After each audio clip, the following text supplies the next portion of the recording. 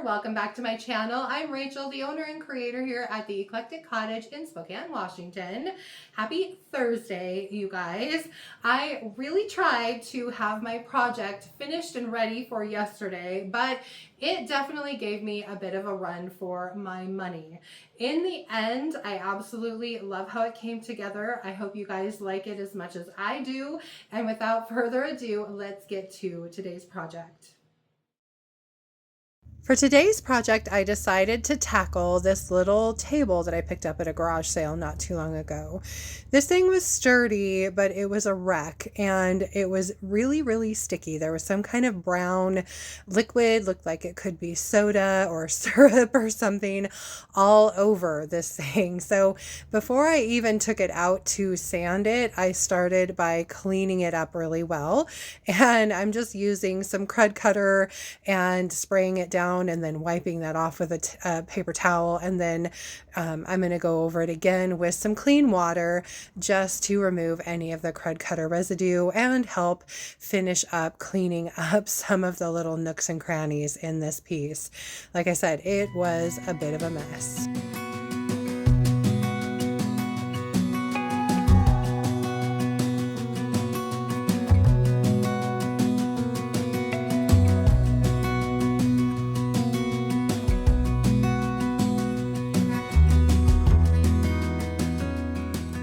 Once I was finally done scrubbing this little table down, it was time to remove the hardware or lack thereof from the front of the drawer. It looked like there was a hanging piece there, but there was just wire in its place, so I didn't feel bad about throwing that away. Then I took it outside and started sanding. The paint was in pretty terrible shape, especially on the top, but as I started sanding the top, I realized that the board had quite a bit of flex to it. You can see me pushing it down here, and I realized as much as I didn't want to have to, I really needed to replace this top. So I went in and grabbed my hammer and my little scraper tool and began carefully detaching the top from the bottom of this table. It took me a little bit. There were quite a few brad nails in the top of this thing. And of course, there was a little bar that went across the middle that ended up coming off with all of this that I had to reattach later. But I finally did get the tabletop removed, and then it was just a matter of getting all of the little nails removed as well.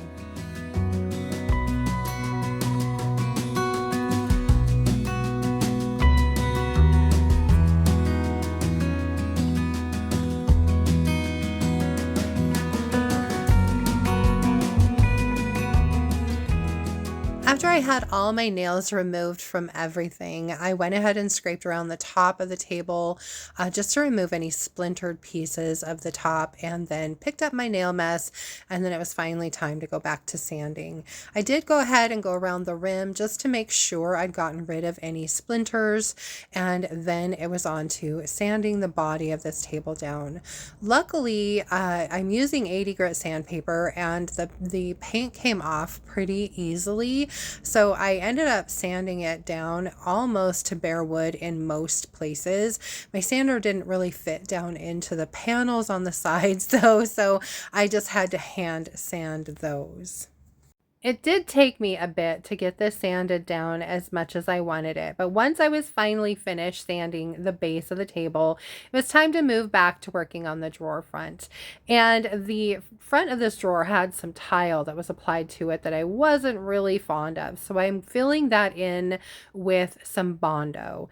Now, Bondo is very stinky, but it is a great product for filling in holes or gaps, or in this case, tile grout, and then I'm smoothing it out as much as I can, and I will come back and sand it smooth later once it's completely dry.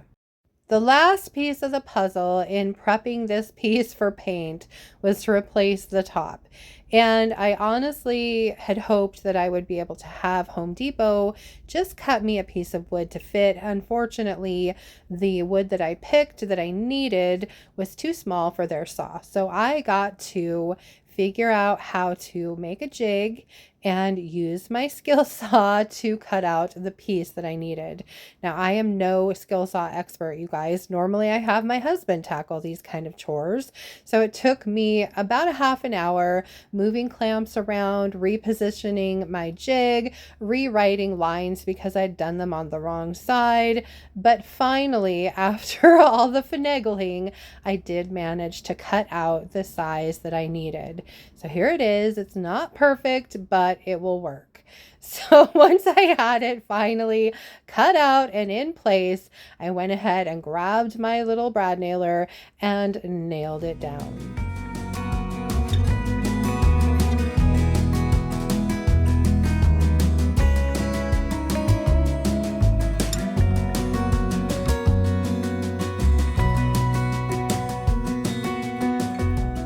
Now, even though I am really proud of myself for being able to cut this piece of wood out myself, like I said, it wasn't quite perfect. So I went around the edges and just filled in the gaps with some spackle, smoothing that out with my little scraper tool as I go to make sure I have as smooth a finish as I possibly can.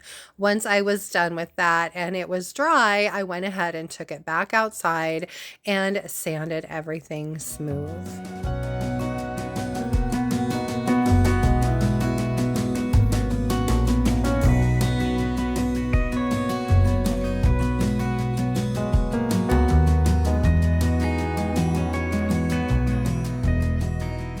Once I had my tabletop all smoothed back out, it was time to smooth out the front of the drawer as well. I'm just using some 150 grit sandpaper here and doing it by hand because, again, my sander doesn't fit down inside this little panel on the drawer. Once I had the drawer front sanded nice and smooth, it was time to take this little table back inside, clean it up, and get it ready for some paint. Now, speaking of paint, I did ask you guys for suggestions as to what color to use on this table. The caveat being that I wanted it to be something kind of fun, and you guys came up with a lot of great suggestions. Now, part of my process when I am going to be decorating a piece with transfers or decoupage paper or whatever, I like to be able to kind of visualize it in my head finished, so I kind of know what direction I'm heading. And with this piece, I was really struggling with that, you guys.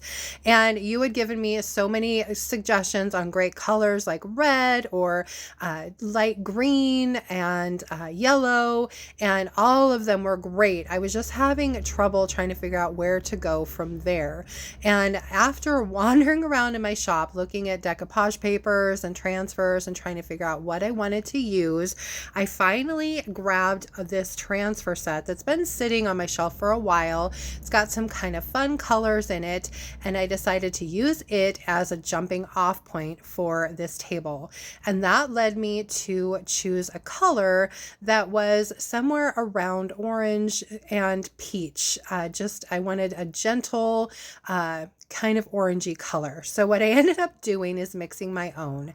This is about 3.5 parts creamy by Sweet Pickins and a part sweet potato by Sweet Pickins.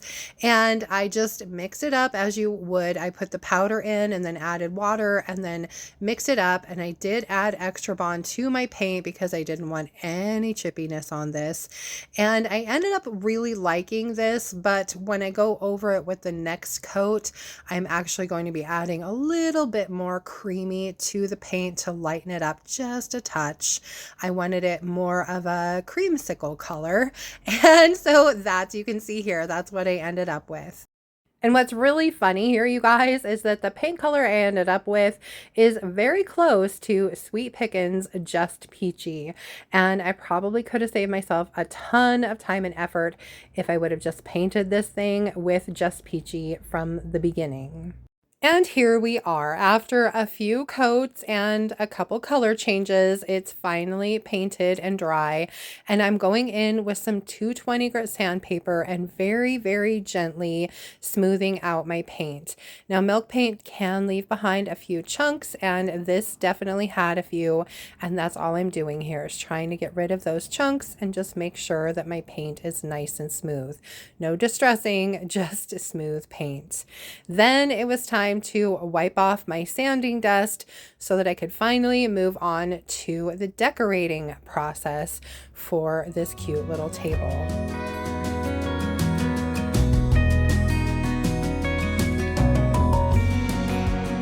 Now, the transfer set that I had chosen to use as my jumping off point is this older set by Redesign with Prima called Pheasants and Peonies. I only had this one left, so I decided to go ahead and use it up. So I am figuring out kind of where I want it to sit, and then I measured my panel to find out what size I needed my pieces to be, cut those out, and then I am just applying each piece to those little side panels. You can see here, I'm just carefully putting that piece into that panel, smoothing it out with my hands to make sure I don't have any big wrinkles or bubbles. And then I am starting to apply it with my transfer stick, just rubbing over the transfer and pulling back that piece of vellum as I go, making sure that I'm not pulling up any of the transfer. If I do, I just lay that piece of vellum back down and re-rub that spot until everything is adhered.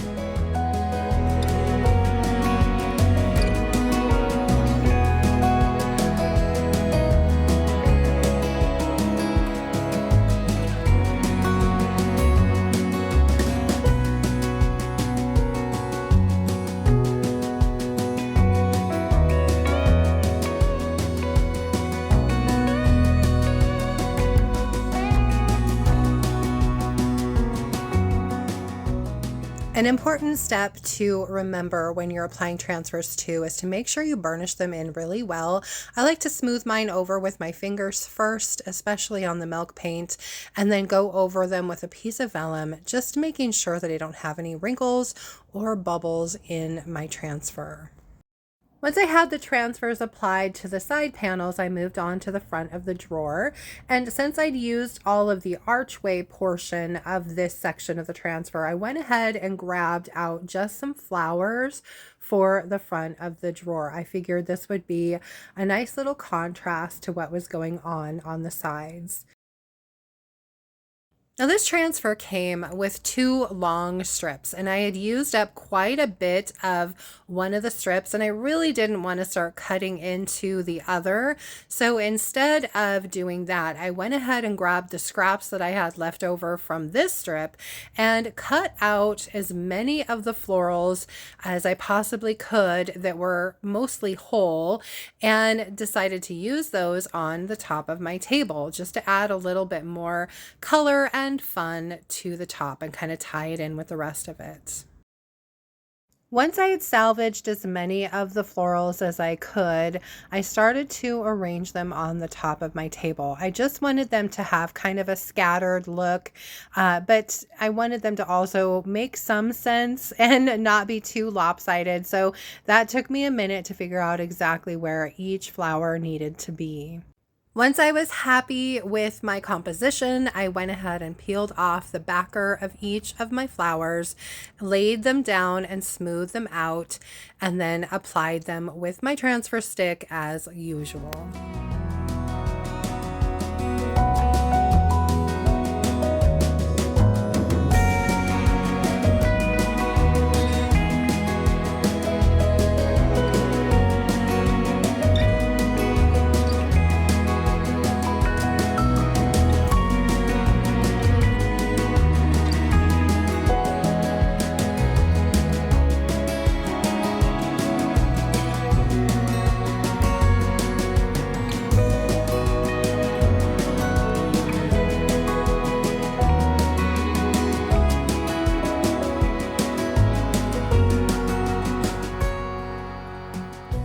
Once I had all of my transfers applied, it was time to move on to sealing my paint.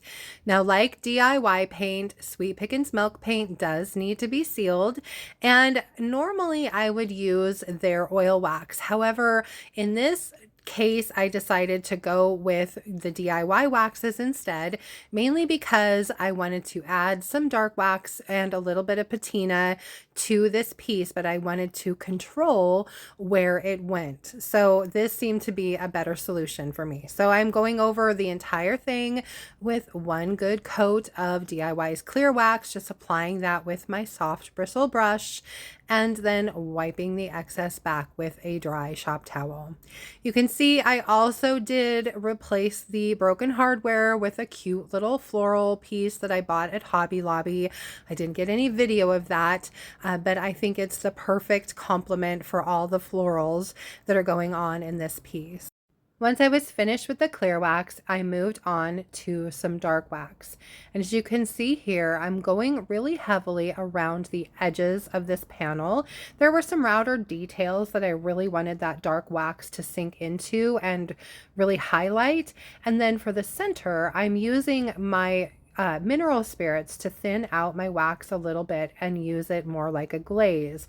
And that's also what I'm using, as you can see here, on the legs and all of the other flat pieces of this table. So I did the same kind of procedure on the back panel. This doesn't have any decor, so I really wanted it to be more highlighted by the wax. So I'm going around really heavy around the edges of the inset, wiping it back very lightly to leave a little bit of that wax, and then going over the center and the frame with the more watered down version of the dark wax, just to add that little bit of patina to the piece.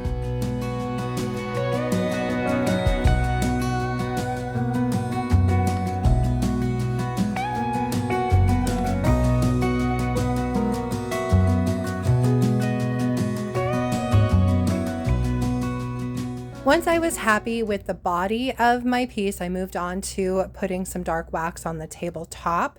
And again, I'm using the watered down version of the wax for the main part.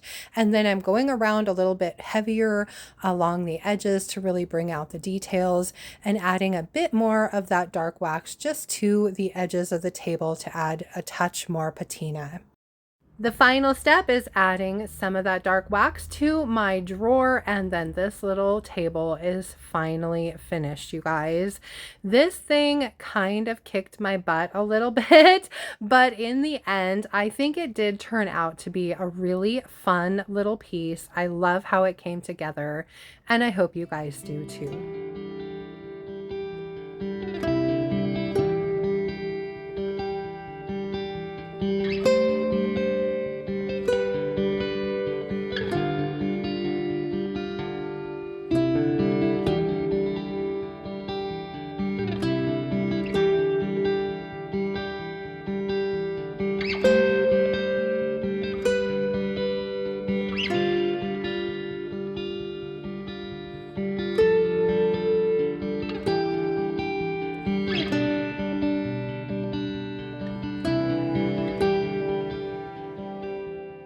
That's it from here for today, you guys. I hope you liked my little table project, and I hope you enjoyed today's video.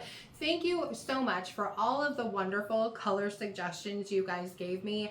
I loved all of them, and I probably could have done something with so many of them. I waffled between red and purple and green and yellow, and so it was such a tough decision, but I really like how it ended up turning out. I love the color. I think it's a lot of fun, which is kind of what I was going for, and I really hope you guys do too. If you did enjoy today's video, please remember to give it a thumbs up. I so appreciate that, you guys. And if you haven't already, I would love it if you would subscribe to my channel, and then of course just hit the little notification bell so you don't miss anything. And then don't forget to drop a comment below and let me know what you thought of my project for today. Just a quick reminder too, any of the paint and products you see me use can be purchased through me at my website, and that's www.theeclecticcottagespokane.com. It's listed below in the description box as well. I carry DIY paint and products, as well as Sweet Pickins Milk paint and products, some Recycled Treasures decoupage papers, which she's coming out with some new stuff, and of course Redesign with Prima, and they are also coming out with a bunch of beautiful new things in July, so stay tuned for those. For Saturday, that'll be my next video, hopefully, fingers crossed. I am planning on getting back into my kitchen and doing some more thrift flips for you guys, so please join me back here on Saturday for that. Until then, I hope you guys have a fantastic rest of your week and beginning of the weekend. Thank you so much for being here. I appreciate it, and I will see you back here on Saturday. Bye.